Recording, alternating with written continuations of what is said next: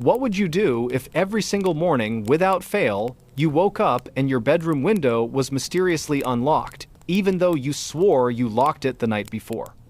Hi everyone, welcome back.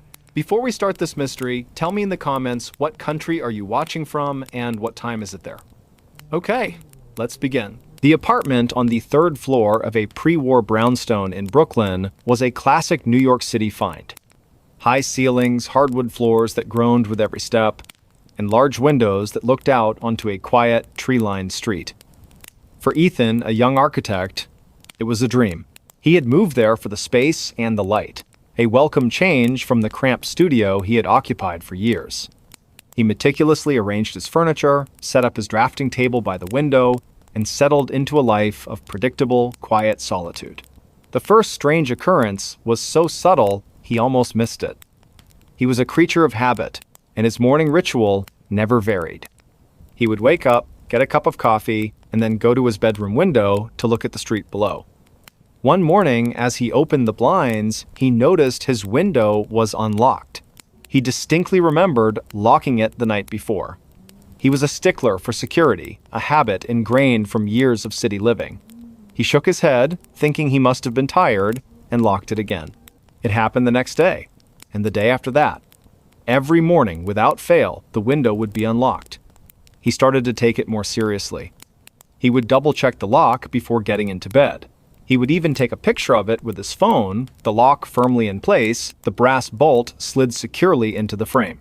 In the morning, he would check the photo and then look at the window. The photo would show the window locked, the window would be unlocked. He couldn't explain it. He was a rational man, a man who believed in cause and effect. He considered every possibility. Was it a draft? A faulty lock? He took the lock apart, cleaned it, and reassembled it. It worked perfectly. He even installed a secondary lock, a simple latch, at the top of the window frame. He would lock both of them, and in the morning, both would be unlocked. It was a maddening, impossible reality. The feeling of dread began to seep into his life. He was no longer just annoyed, he was terrified. Someone or something was in his room every night. He couldn't shake the image of a gaunt, shadowy figure standing by his bed watching him sleep. He had no proof, no other evidence of an intrusion. The apartment was pristine in the morning. Nothing moved, nothing missing, just the open window. He bought a motion-activated camera, a small, discreet one that he placed on his dresser, pointing directly at the window. He was so nervous that night he barely slept, waking up at every creak of the floorboards. In the morning, he checked the camera. The video showed him getting into bed, the room falling silent. He fast-forwarded through the footage, watching himself sleeping peacefully. Then, at 2:47 a.m., he saw it. The camera's red light flickered on, the window was in the frame, and he saw, with a gut-wrenching certainty, the lock on the top latch slowly, silently slide out of place. A moment later, the main lock followed, the brass bolt retracting with an almost imperceptible click. The window itself did not move. It was as if an invisible hand had reached out and unlocked it. He watched, his heart pounding as the video continued. Nothing else happened. The room was still. The camera's light turned off and the video ended a few seconds later. Ethan's mind was a whirlwind of fear and disbelief. He had proof. There was a presence in his room, an entity that was not human that was unlocking his window every night. But why? What did it want? He looked at the video again, searching for any other sign, any other clue, but there was nothing. The room was a tableau of perfect silence and stillness. Just a window, unlocking itself. He couldn't stay in the apartment anymore. The feeling of being watched, of being vulnerable to an invisible intruder, was too much to bear. He called his landlord, told him he was breaking his lease, and began packing his belongings. He didn't tell his friends or family why. He didn't want to sound crazy. How could he explain that he was leaving his dream apartment because a ghost was unlocking his window? He found a new place, a modern high-rise in a different part of the city. The windows were new, made of reinforced glass, and the locks were mechanical marvels. He felt a sense of relief as he settled in, a feeling of security that he hadn't known in weeks. He meticulously checked every lock, every evening, before he went to bed. He was determined to leave the terror behind. The first week was peaceful. He He slept soundly, his dreams free of shadows and fear. He started to believe it was over, that he had finally escaped whatever had haunted him. But then, one morning, he woke up and noticed something strange. A faint, almost imperceptible film of dust on his nightstand. He wiped it away, thinking nothing of it. The next morning, it was there again. And the morning after that, it was as if someone had run a single, ghostly finger over the surface of the wood. Then, he found something in his bed. A small, black feather.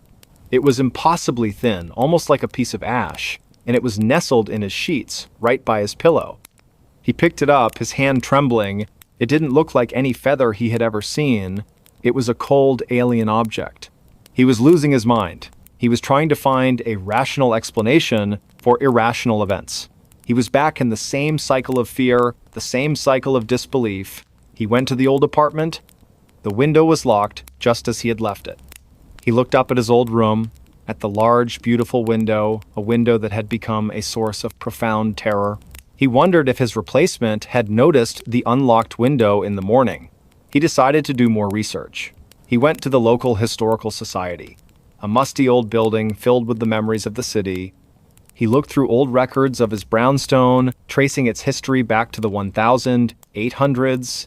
He found a story, a small, almost forgotten article from a local newspaper. A young boy, a child named Edward, had lived in the building in the late 1800s. The boy was an insomniac, a child who would stay up all night, sketching in his notebook, his mind filled with fantastic, impossible creatures. The boy had an obsession with the window.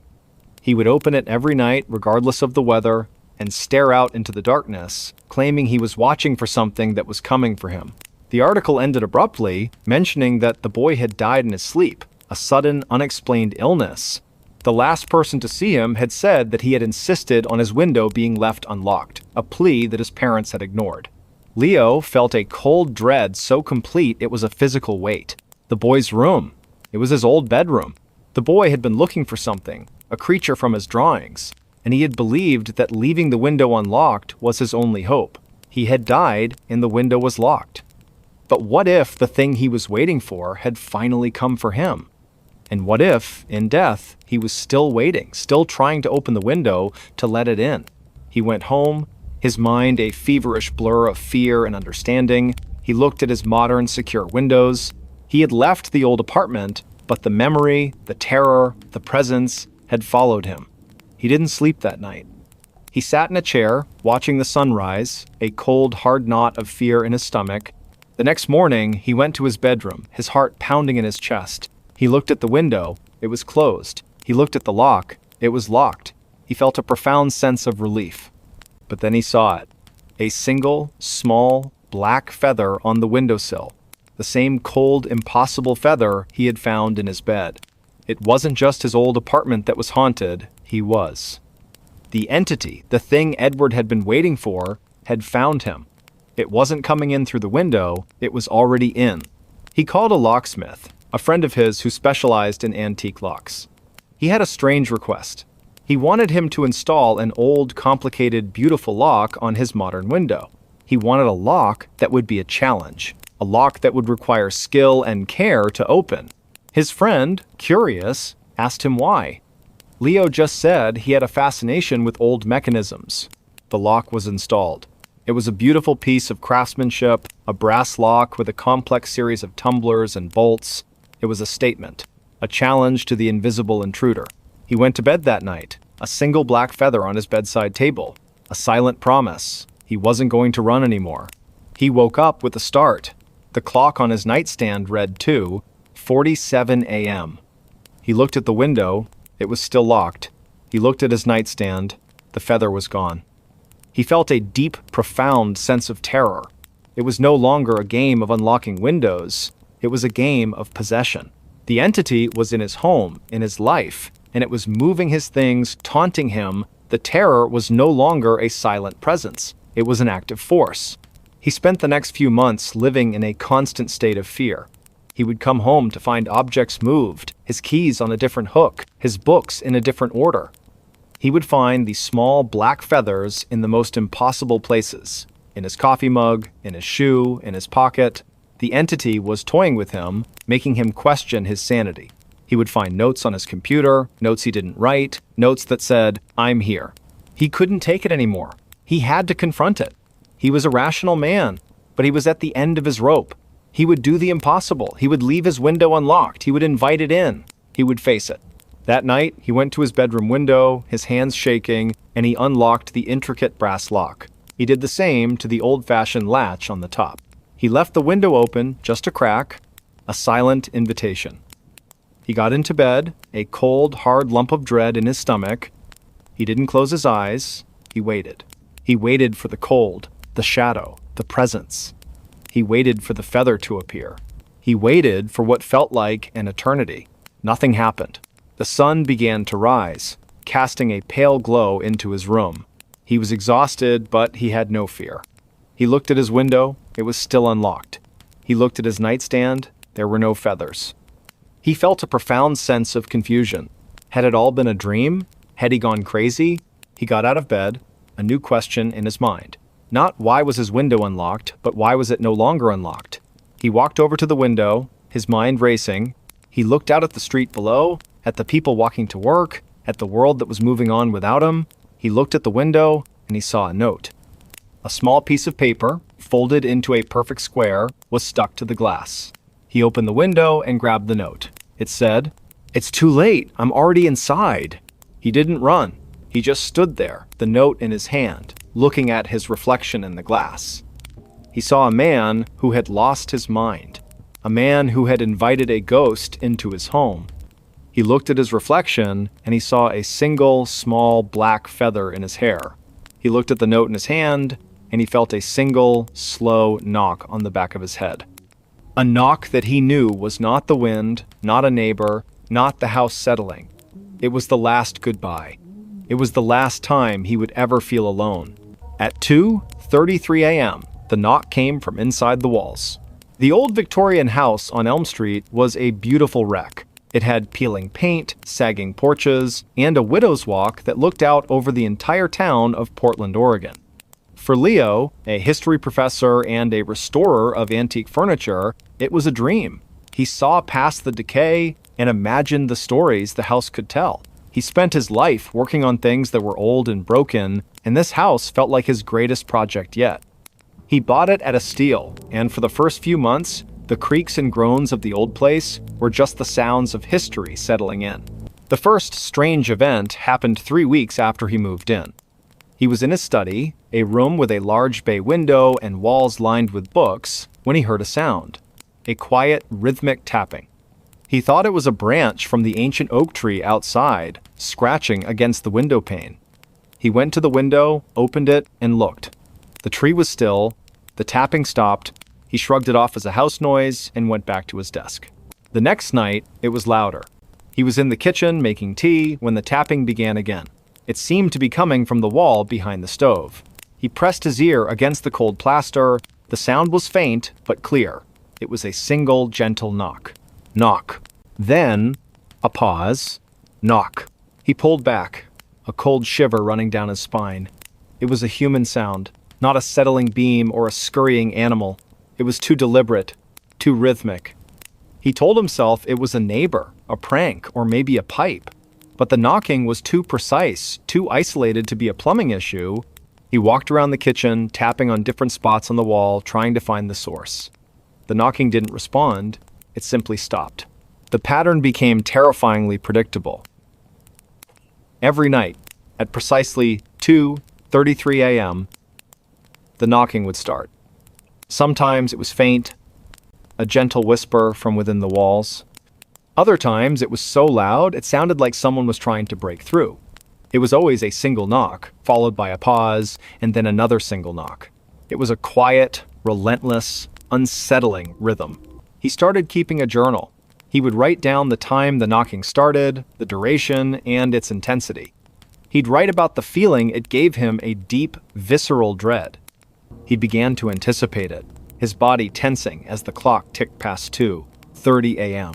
He'd sit up in bed, his heart pounding, his eyes fixed on the walls, waiting for the sound that would tell him he was not alone. He tried to reason with himself. He was a man of science, a man who dealt in facts and logic.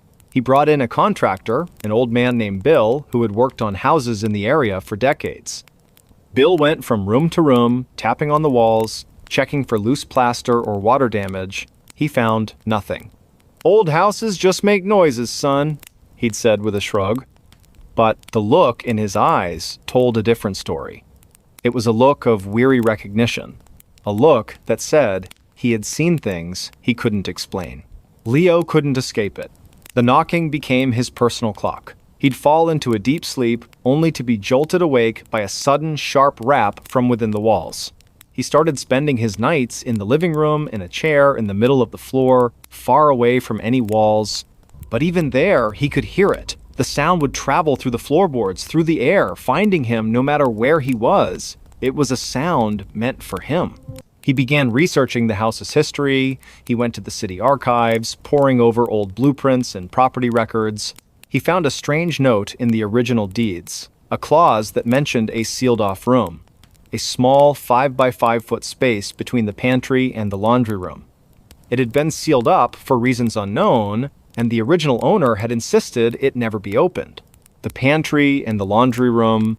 Leo's heart pounded in his chest. The knocking came from the wall that separated those two rooms. He felt a profound sense of dread. There was something in there, something that wanted out. He went to the laundry room, his flashlight in hand. He shined the light on the wall where the knocking was loudest. The wall was a seamless expanse of plaster. There were no cracks, no lines to indicate a hidden door, but as he ran his hand over the surface, he felt a faint, cold spot. A patch of wall that was colder than the rest. He pressed his ear against it. Nothing. The knocking would only come at 2:33 a.m. He waited for the clock to strike the appointed hour. He sat in the laundry room, his back against the opposite wall, his eyes fixed on the cold spot. He felt a deep sense of wrongness, of a hidden history screaming to be heard. The clock ticked closer. He held his breath. 2:32 a.m. The air grew heavy. The silence in the house was absolute. Even the gentle hum of the refrigerator in the kitchen faded into nothingness. 2:33 a.m. He heard it, a single, sharp knock. It came from the cold spot on the wall. It was not a gentle tap this time. It was a desperate, pleading sound, a voice without a mouth, trying to get his attention. Knock. Another one. Louder. Knock. He couldn't take it anymore. The mystery, the fear, the relentless rhythm had broken him. He went to his shed, grabbed a hammer, and returned to the laundry room. He didn't care about the history, the property value, or the original deeds. He just needed to know. He needed to make it stop. He took a deep breath, raised the hammer, and swung. The hammer hit the plaster with a dull thud. A small crack appeared. He swung again and again, the plaster shattering, revealing the lath and plaster beneath. He kept hitting, tearing the wall apart, until he hit a piece of wood. It was an old piece of wood, but it was solid. He hammered away at it, his arms aching, his mind a feverish blur of fear and determination.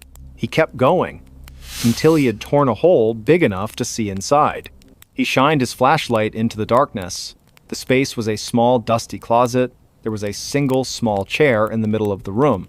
On the seat of the chair, sitting perfectly still, was a doll. It was a little boy doll, dressed in old-fashioned clothes, with porcelain skin and painted blue eyes. The doll was sitting in a pose that was eerily human, and on the floor next to the chair, there was a single small piece of paper. He reached in, his hand shaking, and pulled it out. It was a note, written in a child's shaky hand. It said, "I want to play." And mescrew, Leo dropped the paper and the flashlight. He stumbled back, his breath coming in ragged gasps. The knocking stopped. The silence returned. It wasn't the silence of peace, but the silence of a predator who had found its prey. He had opened the door. He had let it out. He sold the house a month later. He didn't tell the new buyers about the hole in the wall, the sealed-off room, or the doll he had found. He couldn't. Who would believe him?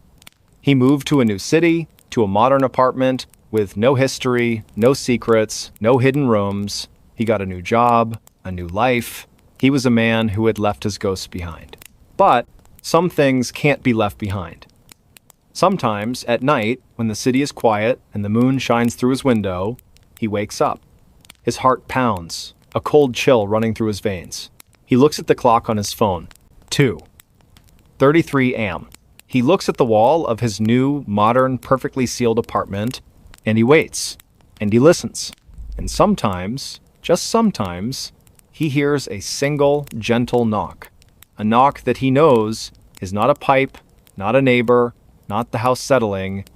It is a knock that has followed him across a country, a knock that has found him in the quiet of the night, a knock that has come from inside the walls.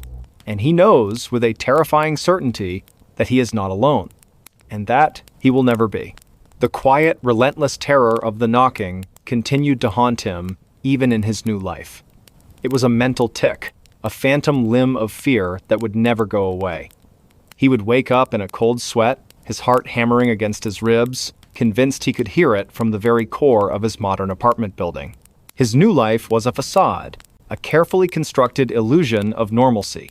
He would go to work, talk to his colleagues, and eat dinner with new friends, but underneath it all, a part of him was always listening. He would find himself staring at blank walls, wondering if he could see the faintest of shadows moving behind the paint. He tried to fight back. He went to a therapist, a kind woman who listened to his story with a compassionate but skeptical ear. She suggested it was a manifestation of trauma, a psychological echo of the fear he had experienced. He went on medication, hoping to dull the edges of his anxiety. He tried meditation and mindfulness, anything to quiet the ceaseless, terrifying voice in his head. But the knocking was not in his head. It was a memory, a reality, a thing that had become a part of him. One night, he was out with friends. They were laughing, telling stories, and he felt a brief moment of freedom. He looked at his watch, 2:32 a.m. He felt the familiar rush of adrenaline, the icy chill. He excused himself, went to the bathroom, and splashed cold water on his face. He looked at his reflection in the mirror. His eyes were wide, and his face was gaunt, the face of a man who had not known a moment of true peace in months. He returned to the table, but he couldn't stop looking at his phone. 2:33 a.m. He felt the vibration first, a faint tremor, as if someone had just tapped the glass of his phone. He looked down at the screen. There was a text message, a new number, a number he didn't recognize. He opened it. "You left me alone!" He dropped the phone, his hands shaking. His friends looked at him, their laughter dying on their lips. "Leo, what's wrong?" one of them asked. He didn't answer. He just stared at the phone on the table, the terrible words glowing in the dim light of the restaurant. The knocking wasn't just in the walls. It was in the air, in the technology that connected him to the world. It had found a new way to reach him. He ran from the restaurant, ran through the dark streets of the city, the cold night air biting at his skin. He ran back to his apartment, slammed the door shut, and stood in the middle of his living room, his back against a wall. The knocking wasn't coming from the walls. It was coming from his phone, from the computer, from the television. It was in the very wiring of his modern life. It had spread. He spent the next few days in a state of terror. He didn't answer his phone. He turned off his computer. He unplugged every electronic device in his apartment. He was living in a self-imposed isolation, a desperate attempt to cut off the source of the terror. He ate cold food, and he read books by candlelight. He told himself it was just a prank, a sick joke by a friend who had found his journal. But he knew, with a certainty that chilled him to the bone, that it wasn't. One night, the power went out. The entire city block was plunged into a sudden, absolute darkness. Leo sat in his living room, a single candle casting a dancing shadow on the walls. He felt a profound, unnerving silence.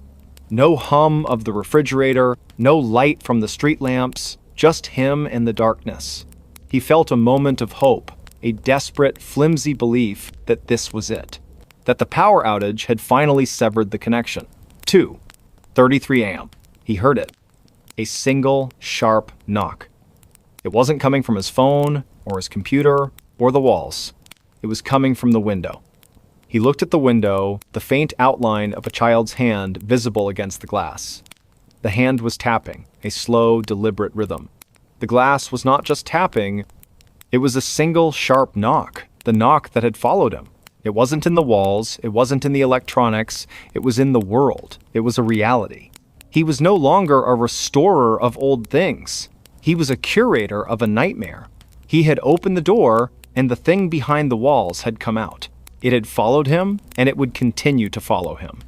He realized that the note in the closet, "I want to play," wasn't just a threat, it was an invitation. And he had accepted it, and now the game would never end. He woke up and realized someone had tucked him in. The small one-bedroom apartment on the edge of downtown Chicago was everything Alex needed. A cozy space, a view of the skyline, and the comforting anonymity of a bustling city. He was a creature of habit, a man who lived a solitary and predictable life. He worked long hours as a data analyst, and his evenings were a quiet rhythm of takeout, a good book, and a sound sleep. His bed was his sanctuary, a place of peace and rest after a long day of numbers and spreadsheets. He was a man who believed in facts, in data, and in the tangible world. The first time it happened, he woke up with a start, a familiar cold chill running through him. He was covered in a way he wasn't before. His comforter, which he always just pulled up to his waist, was now tucked neatly under his chin, the sides folded firmly under the mattress. It was a perfect, deliberate tuck. He sat up, his heart pounding. The room was dark, the blinds were closed, and there was no one there. He told himself he had done it in his sleep, a weird, subconscious action. He was a single man. There was no other explanation. He was just tired. He pulled the covers off, untucked the corners, and went back to sleep. The next morning, it happened again. The comforter was tucked neatly under his chin, the sides firmly secured. This time, he was more than just confused. He was unsettled. He lived alone. The door was locked, the windows were sealed. He had no pets. He spent the entire day at work in a state of unease, his mind replaying the image of the perfectly tucked blanket. He couldn't shake the feeling of an unseen presence in his bedroom. That night, he decided to do something about it. He bought a motion-activated camera, a small, discreet one, and placed it on his nightstand, pointing directly at his bed. He wanted proof. He wanted to see himself, in the middle of the night, tucking himself in like a child. He went to bed, a cold, hard lump of dread in his stomach. He didn't sleep well. He woke up at every creak of the floorboards, every distant siren, convinced he would catch the culprit in the act. But he never saw anything. In the morning, he checked the camera footage. He fast-forwarded through the video, watching his sleeping form, the slow rise and fall of his chest. He watched for hours, his eyes glued to the screen. At 3:17 a.m., the camera's red light flickered on. He was sleeping soundly. The blanket was just over his waist, as he had left it. Then he saw it. A faint shadow, a fleeting ripple of air, seemed to pass over his bed. The comforter, without a single visible hand to guide it, slowly began to move. The sides folded under the mattress, a perfect tuck. The top of the comforter was pulled up, just to his chin. The motion was slow, deliberate, and silent. There was no one there. Just a shadow, a presence, a force that was tucking him in. Alex's breath hitched in his throat. He went back to the footage, watched it again and again, hoping it was a glitch, a trick of the light, but it wasn't. The motion was too fluid, too purposeful. It was an entity, a thing that was entering his room, not to scare him, not to harm him, but to perform a quiet domestic act. It was tucking him in. The terror of a monster was replaced by a more insidious, a more profound kind of fear. The fear of something that was a part of his life. A silent, unseen companion that watched him sleep and cared for him in its own chilling way. He couldn't stay in the apartment anymore. The feeling of being watched was too much to bear. He didn't tell his friends or family why he was moving. How could he explain that he was leaving his home because a ghost was tucking him in? He found a new place, a modern building with a doorman, a place where he was sure no one could get in. He meticulously checked every lock, every evening before he went to bed. He was determined to leave the terror behind. The first few nights were peaceful. He slept soundly, his dreams free of shadows and fear. He started to believe it was over, that he had finally escaped whatever had haunted him. But then, one morning, he woke up and noticed something strange. A faint, almost imperceptible circular impression on his pillow, as if a head had been rested there. He dismissed it. a crease in the pillowcase. The next morning, it was there again. And the morning after that, it was a silent message. A new kind of tuck. He began to research the history of his old apartment building. He went to the city archives, poring over old documents and newspaper clippings. He found a story, a small, almost forgotten article from a local newspaper in the 1920s. A woman named Clara had lived in his old apartment. She was an elderly seamstress who lived alone. She was known for her kindness and her love of her small, cozy home. The article mentioned that she had died in her sleep, a peaceful death. The last person to see her had said that she had a strange habit of tucking in her guests even when they were asleep. She believed it was a way of showing care, a quiet, gentle act of love. Alex felt a cold dread so complete it was a physical weight. Clara, the seamstress who had lived in his apartment, she hadn't left. She was still there, in the quiet, empty space, performing her small act of care. She wasn't a monster. She was a ghost who had chosen him, a lonely ghost who was just trying to be a good host. The thought was somehow more terrifying than any demon or ghoul. The ghost of a lonely seamstress who wanted to be his friend. He couldn't go back to the old apartment. He had left her. He had abandoned her. Her simple, kind act of tucking him in. He felt a profound sense of guilt. He had feared her, run from her, when all she had wanted was to care for him. He sat in his new, modern apartment, a city of millions around him, and felt more alone than ever before. He thought of Clara, of the lonely ghost in the old apartment, still waiting, still watching. He decided to go back. He had to. He had to apologize. He had to let her know he wasn't afraid. He went to the old building, a key in his pocket that he had never returned. He went up the 3 flights of stairs, his heart pounding in his chest. He unlocked the door to his old apartment, and he walked in. The apartment was empty, cold, and quiet. He went to his old bedroom, the place where the tucking had happened. The room was just as he had left it, the bed stripped bare. He went to his old nightstand, the place where he had put the camera. He sat on the floor, his back against the wall, and he spoke. "I'm sorry, Clara," he whispered into the empty room. "I'm so sorry. I didn't understand." The air grew heavy. The scent of lavender, faint and old, filled the room. He felt a sudden, profound sense of peace. The cold was gone. The fear was gone. He felt a gentle, loving presence. He didn't know if she was there, but he knew she had heard him. He had finally given her the acknowledgement she had so desperately sought. He had apologized. He left the apartment, closing the door behind him, and he didn't look back. He felt a sense of closure, of peace. He had done the right thing. He had faced his fear, and he had found a kind of forgiveness. He was a man who had been haunted, and now he was a man who was free. He went back to his new apartment, to his new life, and for the first time in a very long time, he slept soundly. He was no longer afraid of the dark or of the quiet. He was no longer afraid of being alone. He had faced his greatest fear, and he had found a kind of love in it. But some things are not that simple. The next morning, he woke up with a start. The comforter was tucked neatly under his chin, the sides folded firmly under the mattress. It was a perfect, deliberate tuck. He sat up, his heart pounding. The room was dark, the blinds were closed, and there was no one there. He looked at the comforter, at the perfect, impossible tuck. The ghost of Clara had followed him. She hadn't wanted to be left behind. She was still with him, in his new apartment, in his new life, a silent, unseen companion. The fear returned, a familiar, cold dread. He had apologized. He had tried to be a good man. But he had been a man who had been chosen, and a ghost who has chosen you will never let you go.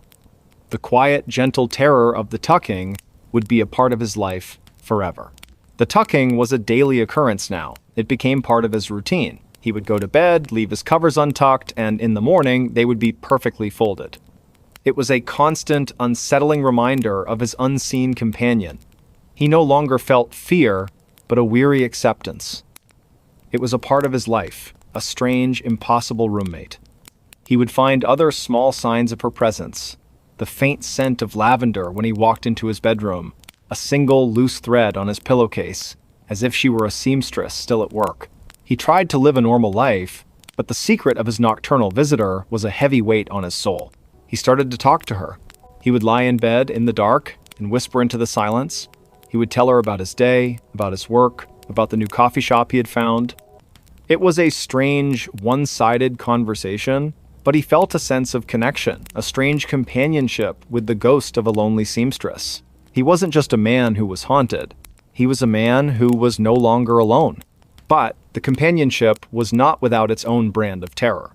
Sometimes he would wake up, and the blankets would not be tucked. Instead, they would be pulled down to his feet, and he would feel a cold, icy presence on his chest. It was a new kind of tuck, a new kind of terror. It was a warning, a reminder that she was not just a kind old woman, she was a ghost. And ghosts are not always kind. One morning, he woke up, and he was not just tucked in. He was wrapped tightly in the blanket, his arms and legs bound to his body. He struggled to get free, his heart pounding with a primal, suffocating fear. He heard a soft whisper, a voice that was not in his ears, but in his mind. "Stay a while. I'm lonely." He finally managed to get free, his body shaking with terror. The blankets were perfectly wrapped, a tight, impossible cocoon.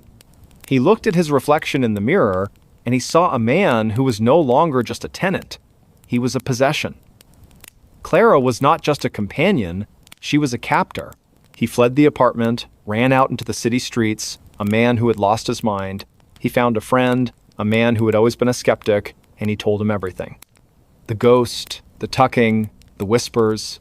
His friend listened, his face a mask of concern. He tried to be supportive, but the look in his eyes told a different story. He believed that his friend had gone crazy. Alex knew he couldn't go back. He couldn't go back to the apartment, to the woman who was trying to love him to death. He lived on the streets for a week, sleeping in parks and bus stations, a man with no home, no peace, no sanity. He was a fugitive from a ghost. One night, he was huddled in an alley, the cold Chicago wind biting at his skin.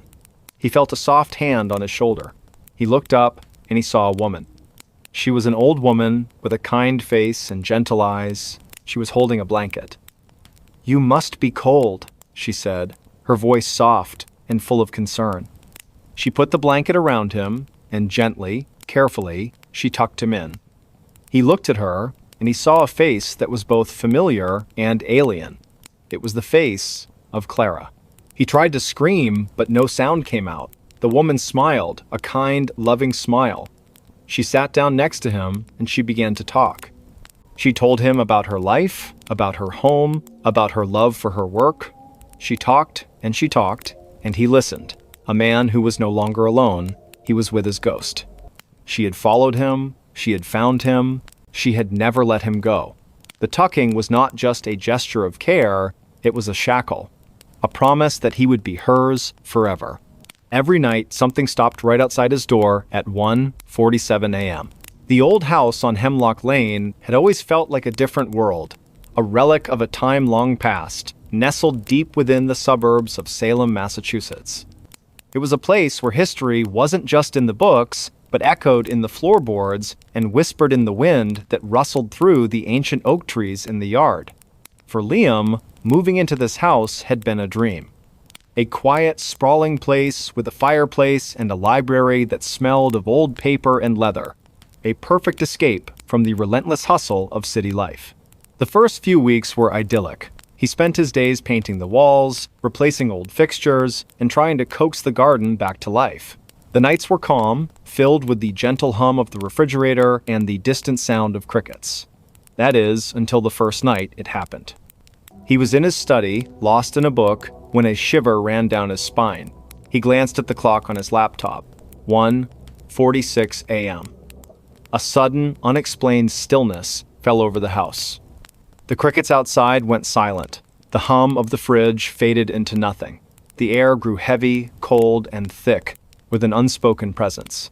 He held his breath, his heart pounding in his chest.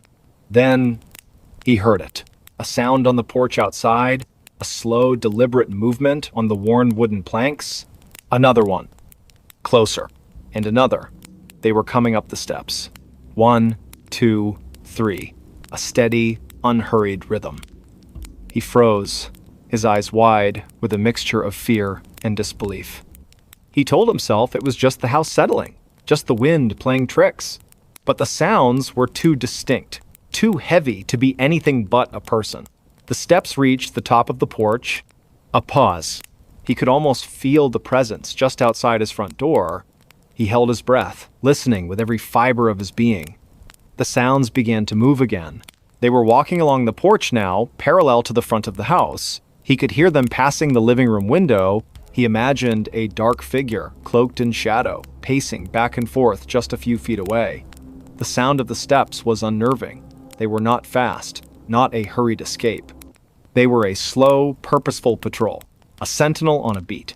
Then the sound stopped, right outside his study window, the very window he was looking at. He squeezed his eyes shut, a plea to a silent God that this was all a dream. When he opened them, the window was still dark, reflecting his own terrified face. And then he heard the faintest sound, a soft, gentle scratching, as if a fingernail were being dragged along the window pane. The scratching stopped. The silence that followed was even more terrifying than the sound. He didn't move for what felt like an eternity. He simply sat, rigid with fear, until the sun began to peek over the horizon, casting a faint light into his room. He didn't sleep that night, or the next, or the one after that. Every night, it was the same. The silence at 1:46 a.m. The slow, deliberate sounds starting on the porch, the walk along the side of the house, the stop right outside his door, and the gentle, unnerving scratch. He began to anticipate it, his body tensing as the clock crept closer to the dreaded time. He started leaving the lights on, not just in his room, but throughout the entire house. He put a chair in front of the door, a flimsy, pathetic defense against something that felt more like a ghost than a person. He tried to reason it away. A prank? A local legend he hadn't heard about? He asked the neighbors. Old Mrs. Albright, who had lived on Hemlock Lane her entire life, just gave him a knowing, sad look. Some houses, they have memories, she'd said. And some memories, they never fade. The local police just laughed it off as a case of an overactive imagination.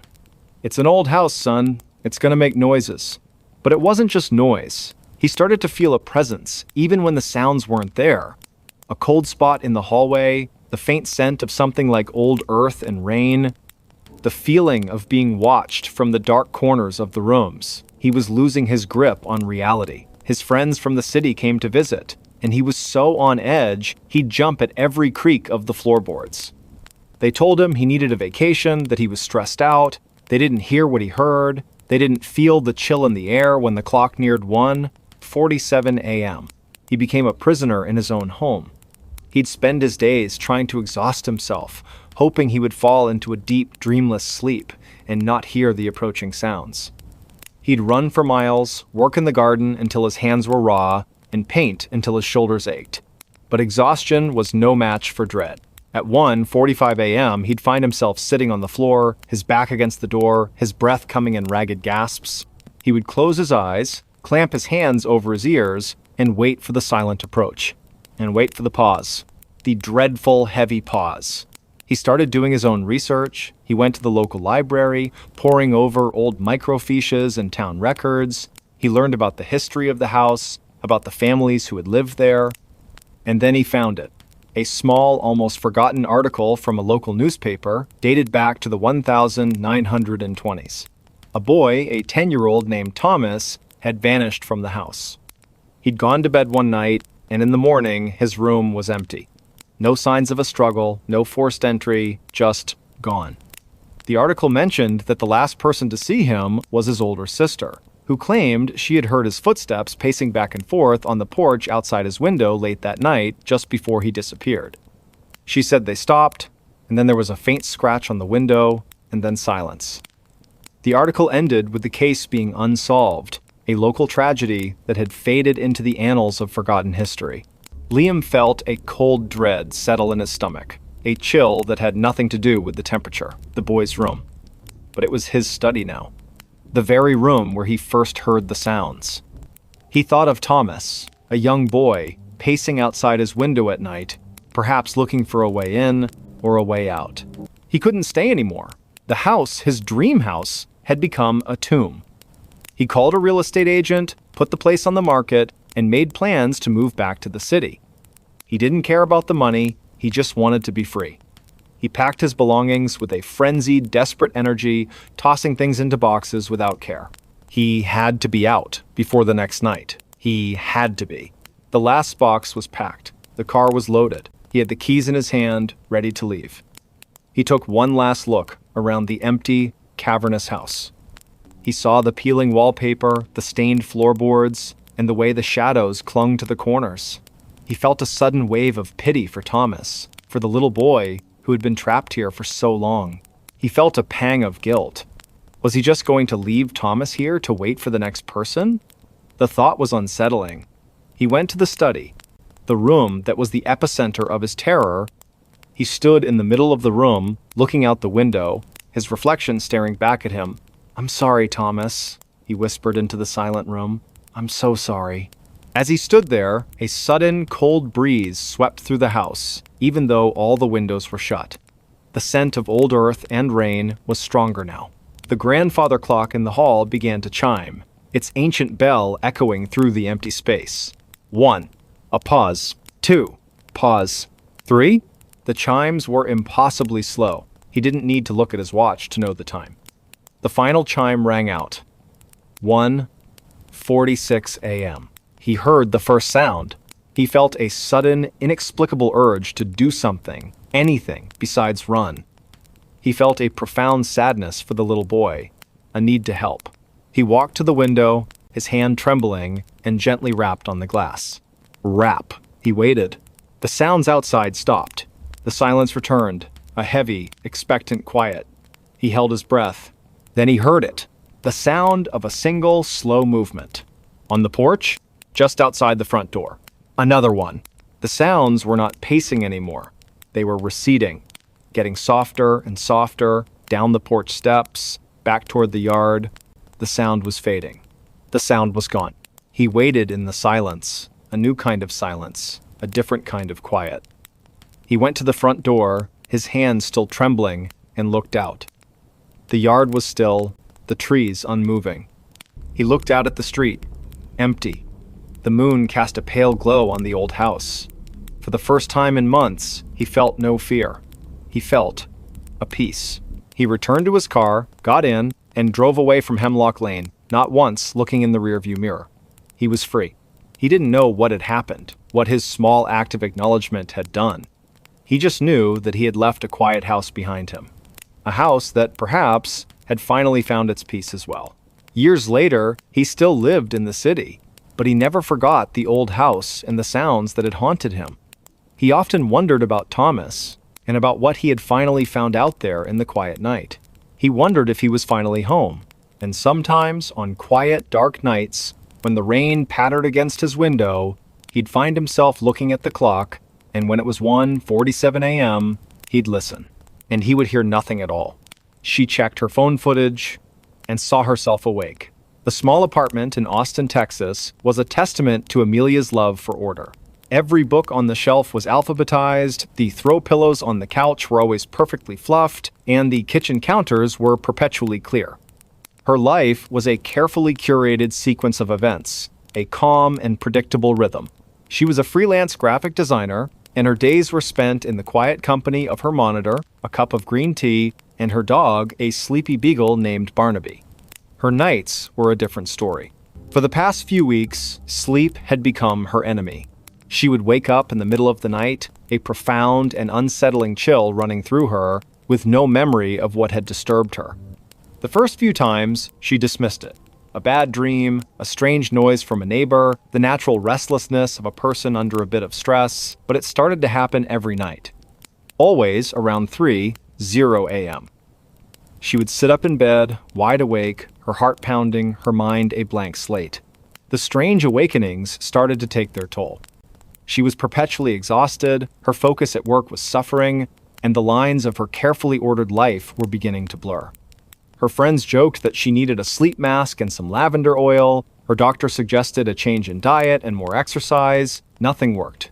The sense of profound unease persisted, a cold, sharp dread that would hit her the moment her eyes opened in the pre-dawn darkness. One morning, she woke up with an idea. It was born of desperation and a need for proof. She would record herself sleeping. It was a simple solution. She would set up her phone on a small tripod at the foot of her bed, start the video recording, and in the morning, she would have her answers. Maybe she snored. Maybe she thrashed around in her sleep. Maybe a neighbor's loud music was the culprit. Anything was better than the quiet, terrifying unknown. The first night, she set up the phone, pressed record, and climbed into bed, feeling a strange mixture of relief and foolishness. She fell asleep quickly, the exhaustion finally winning the battle. She woke up at 3:07 a.m., just a few minutes later than her usual time. The same icy dread washed over her. She got up, stopped the recording, and went back to sleep. Her mind filled with a faint sense of disappointment that she had woken up again. The next morning, with a cup of coffee in hand, she sat down at her desk to watch the video. She fast-forwarded through the footage, watching her sleeping form, seeing the steady rise and fall of her chest, Barnaby curled up at her feet. She skipped ahead to the 3:00 a.m. mark. She watched herself stir in her sleep, her body tensing, and then her eyes snapped open, just as she remembered. She sat up in bed, her face a mask of fear. She watched herself look around the room, her head slowly turning from side to side. Then, she saw something else on the screen, something she hadn't seen in the moment. In the background of the shot, just by the open closet door, a shadow seemed to deepen. It was an unnatural movement, a thickening of the darkness. It was slow and deliberate, like someone stepping out from the shadows. She froze, a cold shiver racing down her spine. The figure was gaunt, tall, and dressed in a long dark coat. Its hands were impossibly long, the fingers like spidery branches. It took a step out of the closet and stood there, motionless, watching her sleeping form. The Amelia on the screen was looking at it now. She saw her head turn, her gaze fixed on the closet. But she didn't scream. She didn't move. She just sat there, a blank, terrified expression on her face, watching the thing in the darkness. The figure in the coat raised one of its long arms, and slowly, gently, it waved. A single, slow motion, like a farewell. Then it simply faded into the darkness, the space where it had been returning to normal. Just as the figure vanished, the Amelia on the screen shuddered, and her eyes, now filled with tears, looked down at her lap. A few seconds later, she reached for her phone, and the video ended.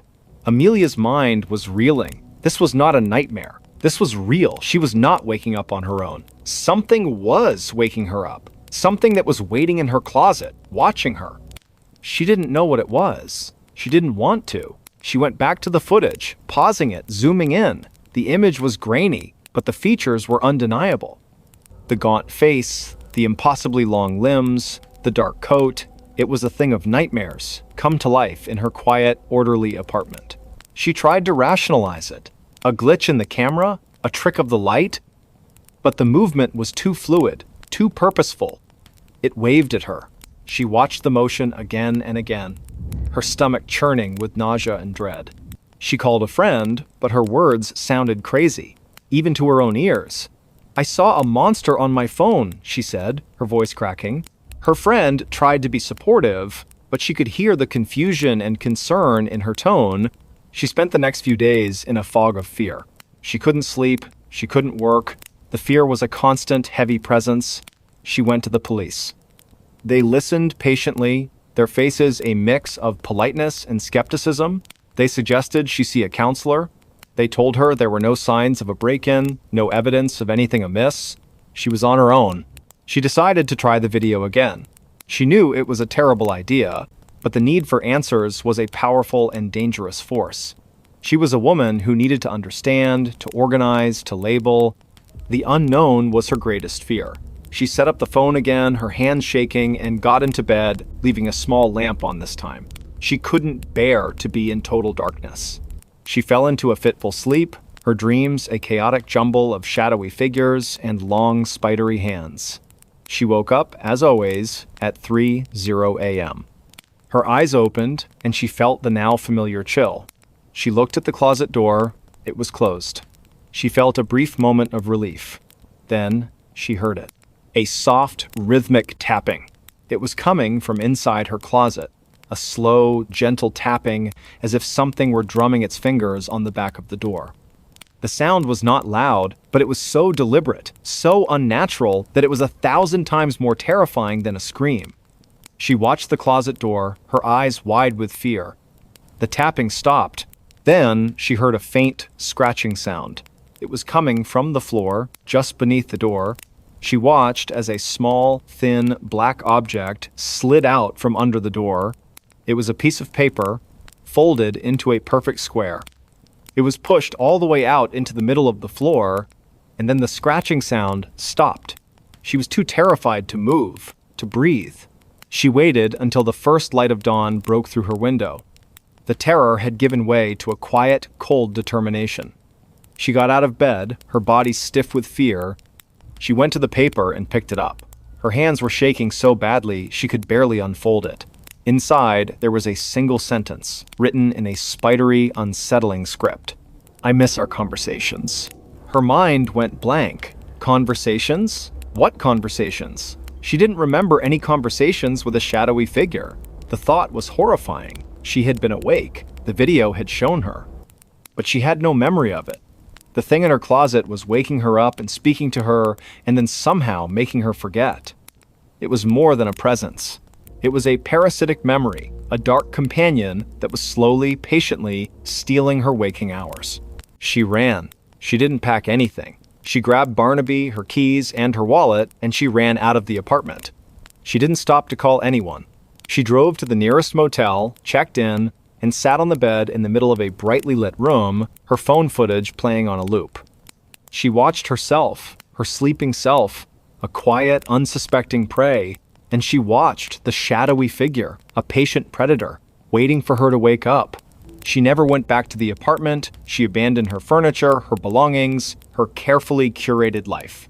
She moved to a new city, a place with a different time zone, where 3:00 a.m. was not 3:00 a.m. anymore.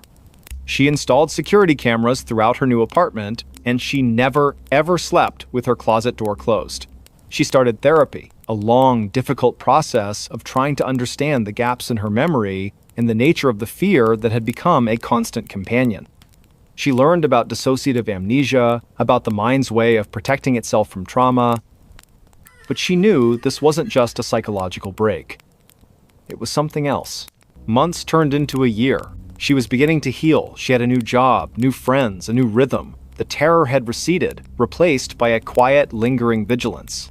The memory of the figure in the coat was a dull ache in the back of her mind, a scar from a wound that would never fully close.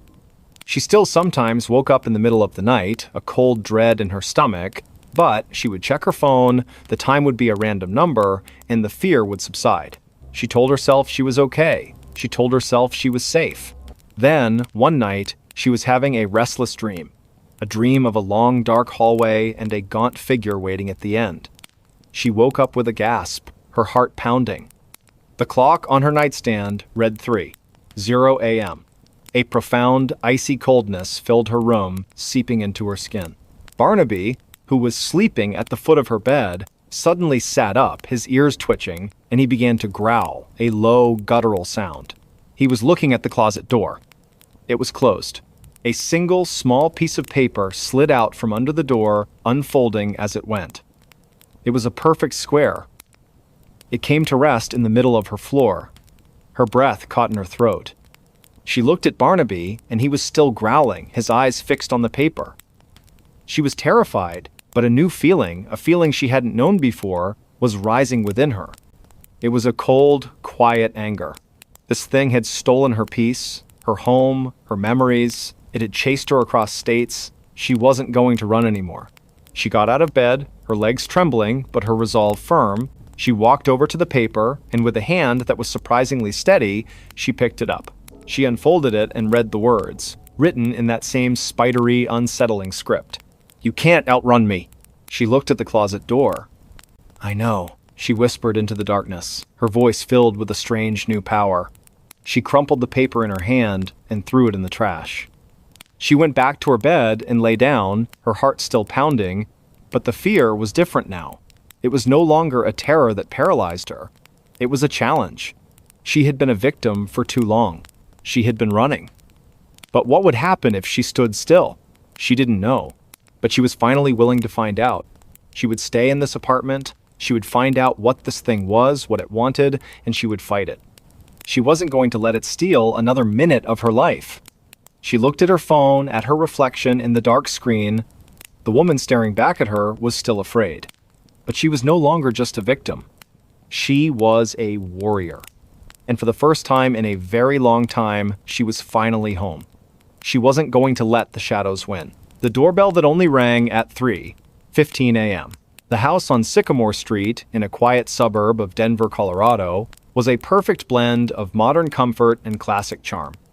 Its white picket fence, a meticulously manicured lawn, and a sleek gray exterior were a welcome sight for Julia, a successful software engineer.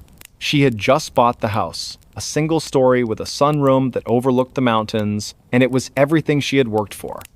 She was a woman who valued structure and logic, and the house, with its smart locks and automated lighting, felt like an extension of her own organized life. The first few weeks were idyllic. She spent her evenings in the sunroom, watching the sunset, her days filled with the quiet satisfaction of a life well earned. The house was calm, a haven of peace, until the night the doorbell rang. It was 3:15 a.m. Julia was a light sleeper, and the sound of the chime, a classic ding-dong that echoed through the silent house, sent a jolt of adrenaline through her. She sat up in bed, her heart pounding. Who would be at her door at this hour? She crept out of bed, her phone in her hand, and checked the security camera feed. Her porch was empty. No one. The motion sensor hadn't been triggered, and the camera log showed no activity. It was a phantom chime. She went to the front door, peered through the peephole, and saw only the dark, empty street. She went back to bed, her mind racing, a knot of unease tightening in her stomach. The next night, it happened again. 3:15 a.m. The same ding-dong. She sprang out of bed, checked the camera, and found nothing. This time, a cold dread replaced her initial surprise. This was not a fluke, it was a pattern. She started to dread the night, the clock ticking closer and closer to the appointed hour. She would sit up in bed, her eyes fixed on the digital display, waiting for the sound that was both impossible and terrifyingly real. She tried everything to stop it. She disabled the smart doorbell, unplugged the chime, and even went as far as to remove the button itself from the wall. The house was silent, dark, and empty. She went to bed, a profound sense of relief washing over her. She would finally get some rest. But at 3:15 a.m., the sound came again. It was faint this time, a ghostly echo of the chime, as if the sound itself had been imprinted on the house. It was not a physical sound. It was an auditory hallucination, a sound that was only for her. She began to spiral. The lack of sleep, combined with the psychological terror of the phantom chime, was taking its toll. Her work was suffering, her perfectly organized life was falling apart, and her friends started to notice her gaunt face and haunted eyes.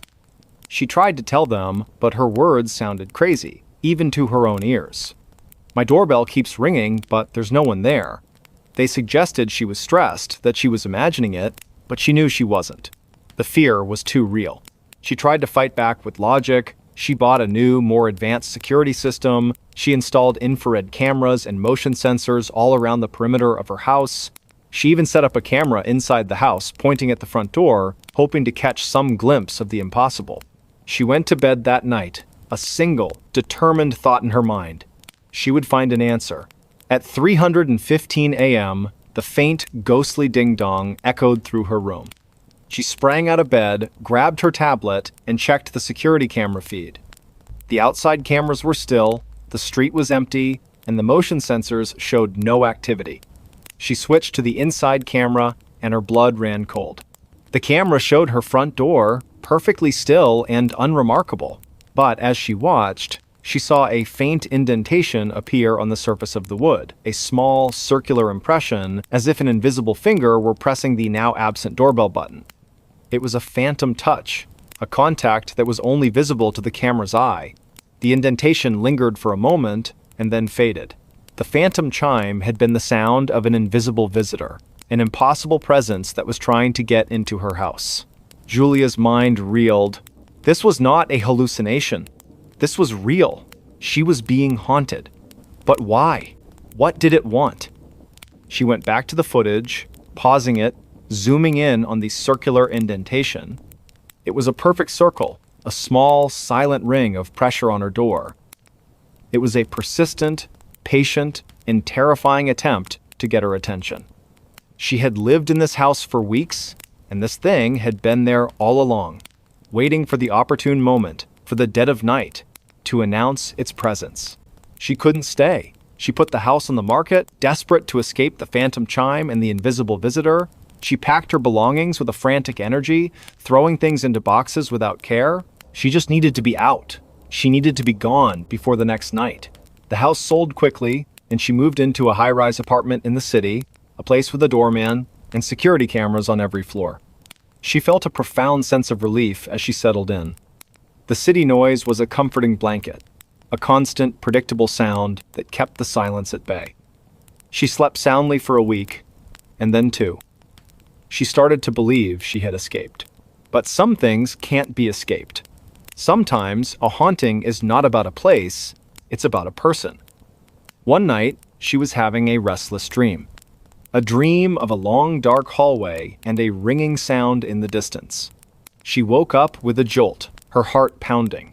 The clock on her nightstand read 3:15 a.m. A profound, icy coldness filled her room, seeping into her skin. She heard a sound, a faint, impossible ding-dong. It was not coming from her doorbell, it was coming from inside her phone. A ghostly echo, a notification sound she had never heard before. She looked at her phone. There was a notification on her calendar that said, "Time to open the door."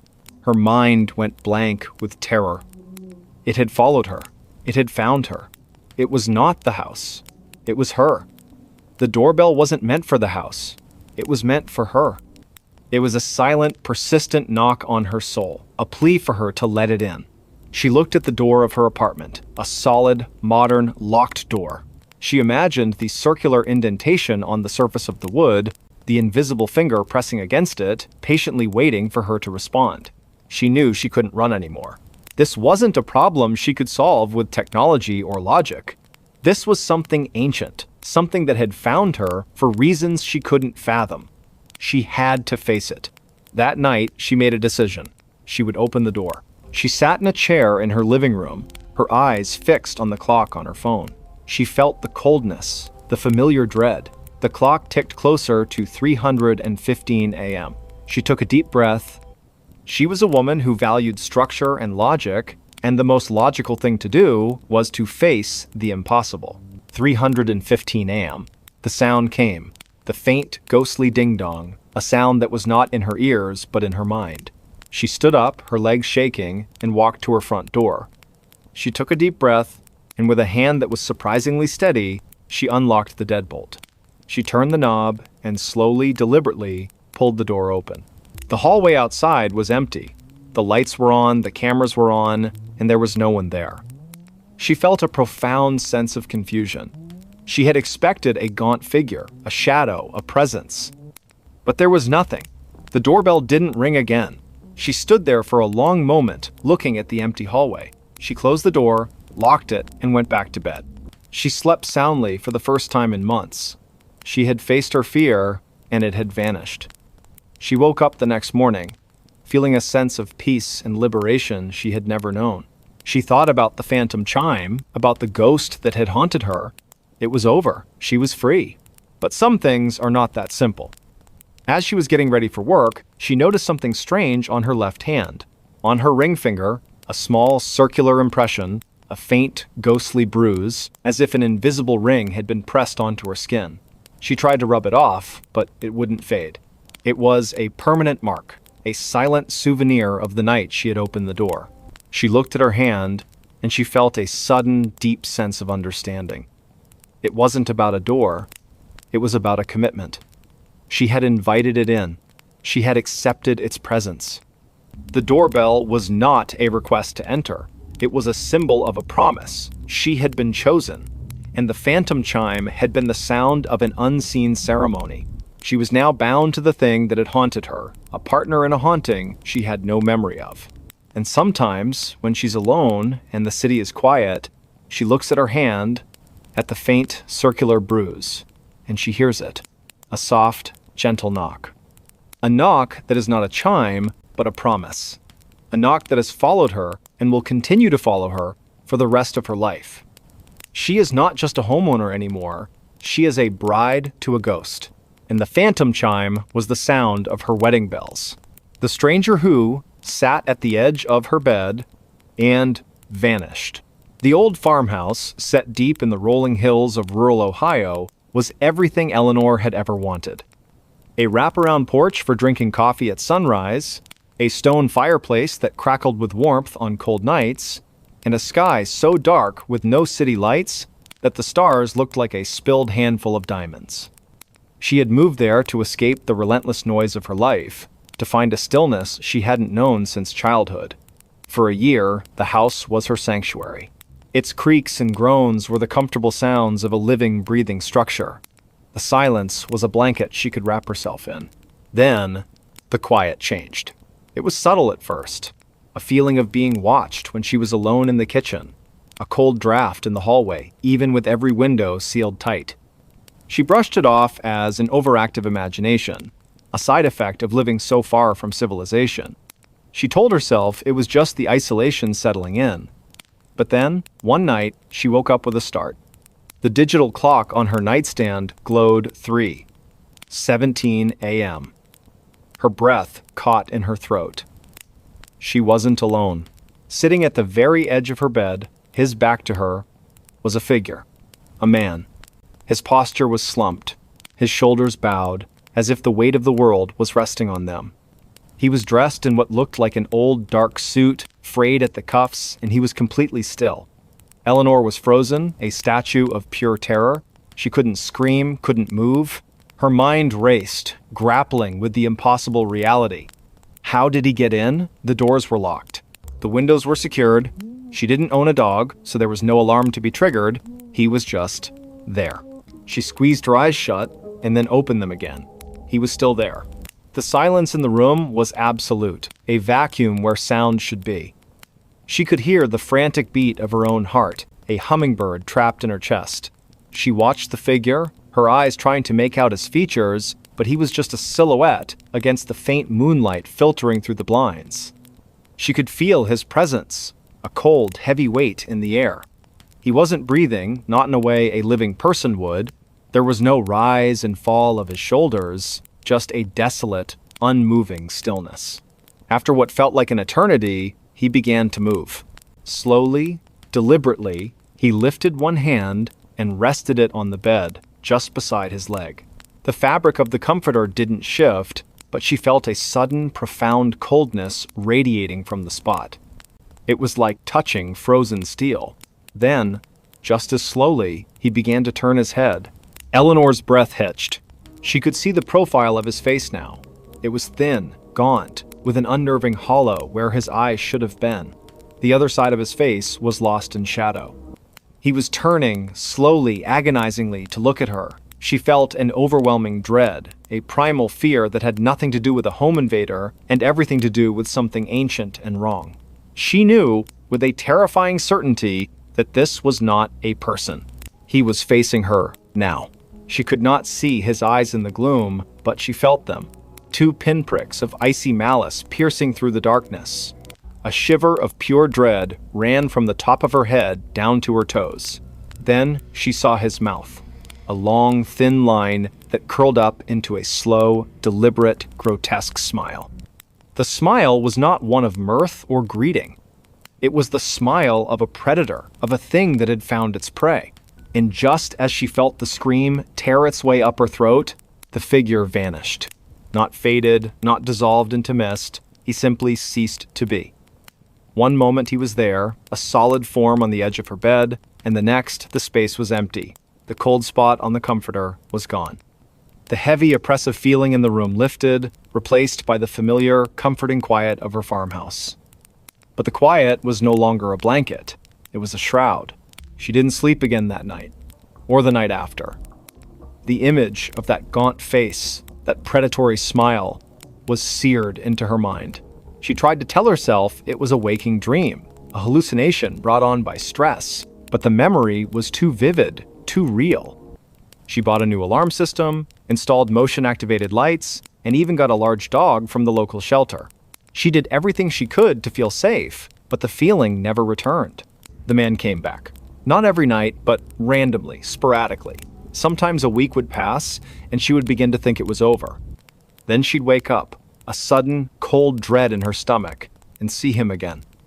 Always at the same time, 3:17 a.m., always sitting at the edge of her bed, his back to her.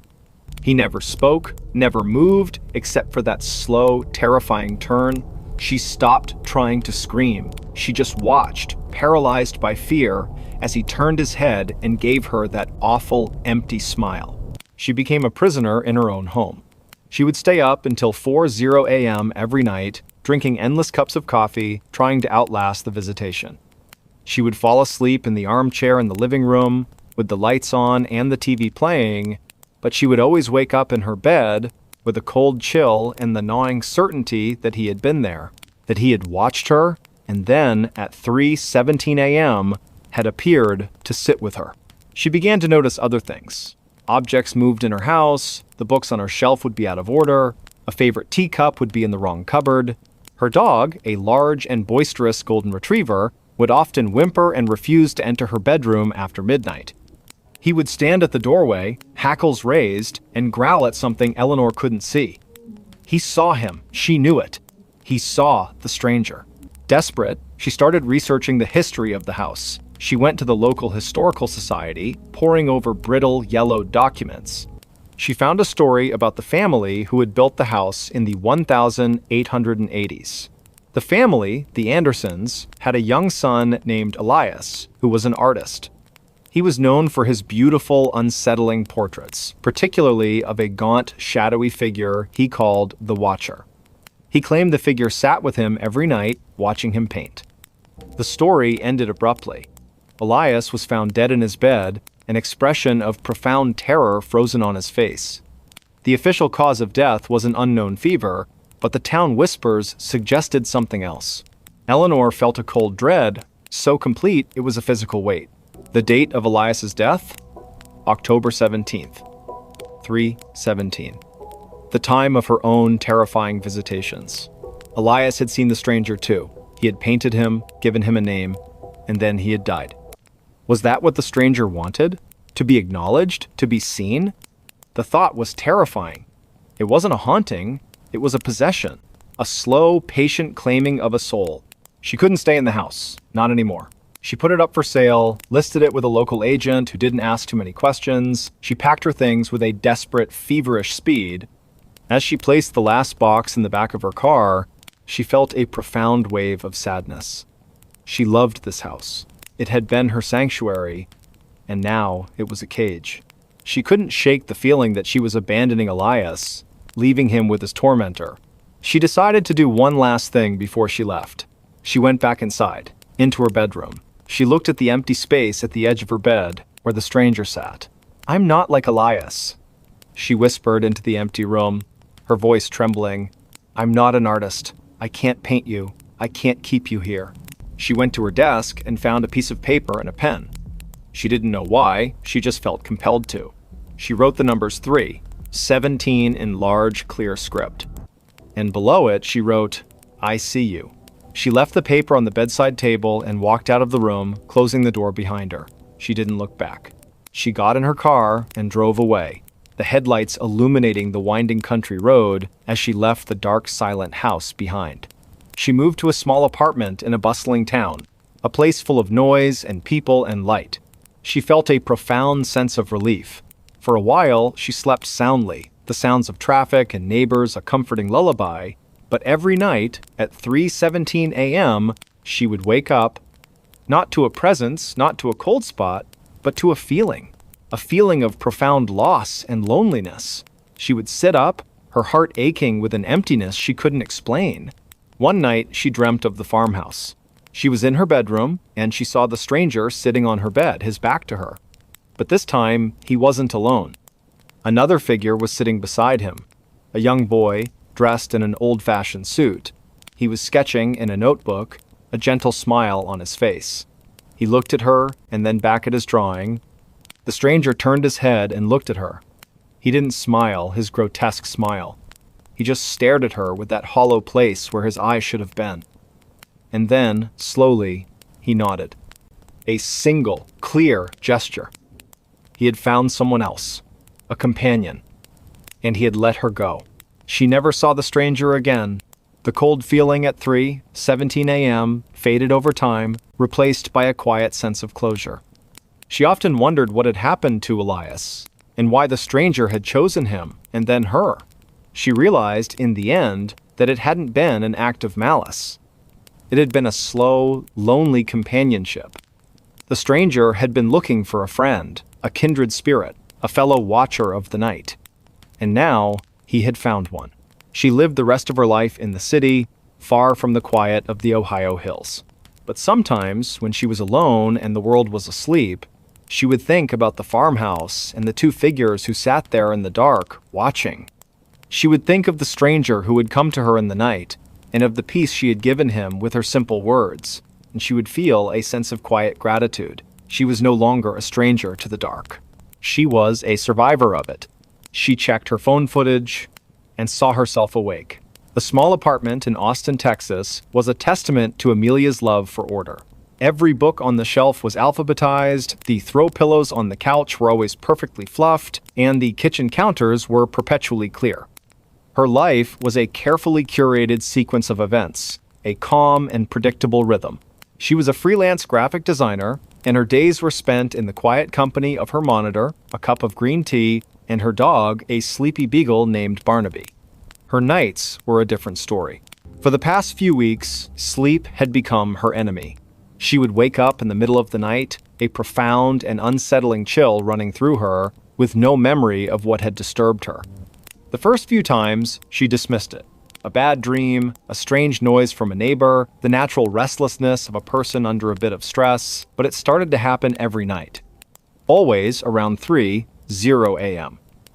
She would sit up in bed, wide awake, her heart pounding, her mind a blank slate. The strange awakenings started to take their toll.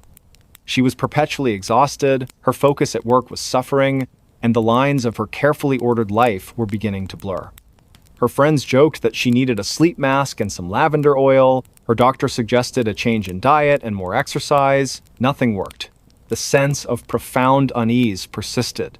A cold, sharp dread that would hit her the moment her eyes opened in the pre-dawn darkness. One morning, she woke up with an idea. It was born of desperation and a need for proof. She would record herself sleeping. It was a simple solution. She would set up her phone on a small tripod at the foot of her bed, start the video recording, and in the morning, she would have her answers. Maybe she snored. Maybe she thrashed around in her sleep. Maybe a neighbor's loud music was the culprit. Anything was better than the quiet, terrifying unknown. The first night, she set up the phone, pressed record, and climbed into bed, feeling a strange mixture of relief and foolishness. She fell asleep quickly, the exhaustion finally winning the battle. She woke up at 3:07 a.m., just a few minutes later than her usual time. The same icy dread washed over her. She got up, stopped the recording, and went back to sleep. Her mind filled with a faint sense of disappointment that she had woken up again. The next morning, with a cup of coffee in hand,